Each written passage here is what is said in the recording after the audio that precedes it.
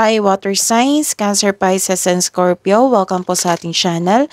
At ito ay inyong daily gabay tarot reading for October 14, 2023. Please be reminded that this is general reading po, so maaari kayo makarelate o hindi. Just take what resonates. Gamitin ang reading na ito bilang gabay lamang. Balik po kayo dito bukas para sa ating daily gabay tarot reading. Please like, subscribe, and click bell button for notification para po updated kayo sa daily tarot reading natin. Maraming salamat po. Para po sa gusto magpa-reading, maaari nyo pong makuha ang link. Nasa description box po ito. Message nyo lang po ako sa messenger. Maraming salamat po.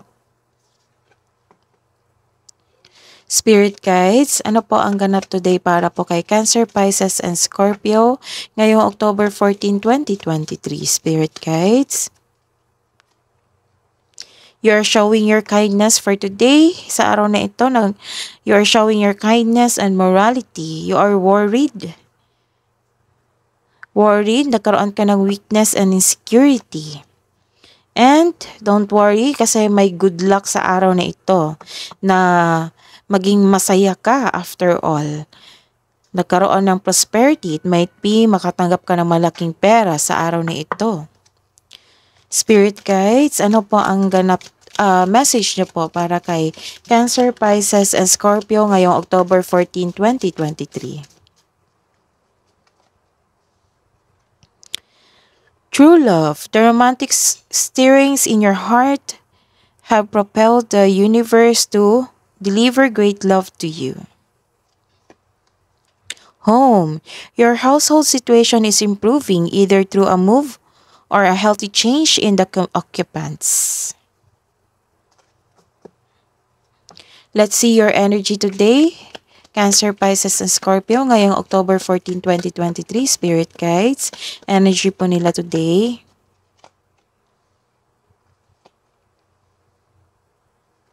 This is reverse card. Nagkaroon ng delay sa inyo ang inantay na tao, kontrata, pera. Nagkaroon din ng disappointment.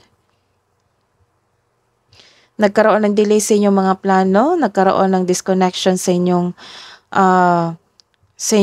karelasyon or sa group of friends. Siguro it may be frustrating or disappointing pero kailangan mo itong pagdaanan. Part ito ng inyong learning journey. Be still flexible and patient is what required at this time. Thankful ka sa mga biyayang natanggap mo. You have overflowing abundance.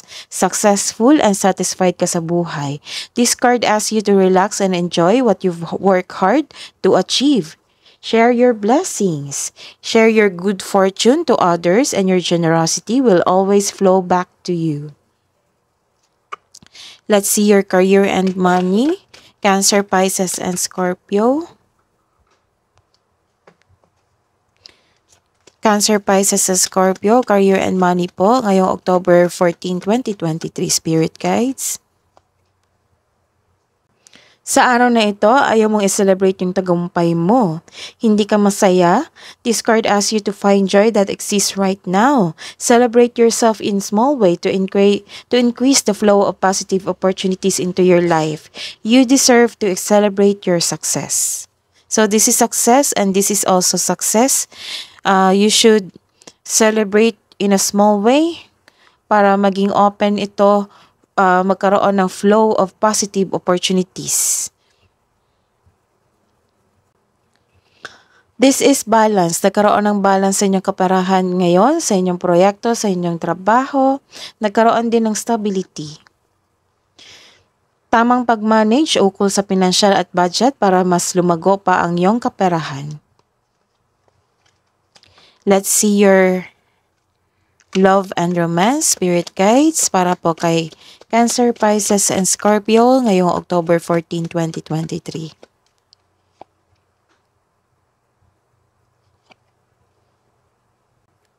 This is indeed nagkaroon ng balanse dito sa inyong sarili, sa inyong buhay pag-iibigan.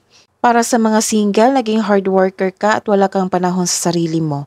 Kaya this card asks you na balansihin mo ang oras mo sa trabaho at sa sarili.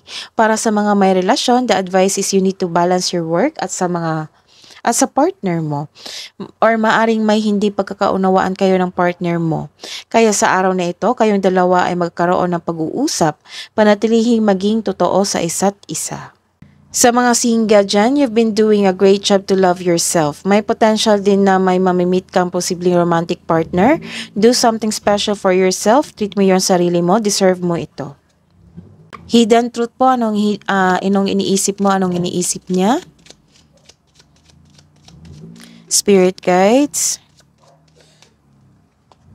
Para sa mga single, you speak to me through music. Sa mga may relasyon, we both know I am not the one for you.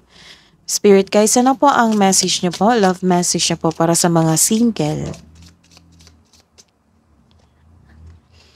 The beauty you see in me is a reflection of you. Spirit guides, ano po ang message niyo po para sa mga may relasyon? Enlightenment. With enlightenment, there is no separation. We recognize that we are one with the divine. Spirit guys, ano po ang kabuang message niyo po para sa mga Cancer, Pisces, and Scorpio ngayong October 14, 2023? Spirit guides. Believe in the impossible. Spirit guides. Guardian angels, archangels, message niyo po para kay Cancer, Pisces, and Scorpio. Message from Archangel Haniel. Notice how the moon affects your energy and manifestations and capitalize upon these cycles. That is your reading today, water signs. Balik po kayo dito bukas. Please like, subscribe, and click bell button for notification para po updated kayo sa daily tarot reading natin. Maraming salamat po.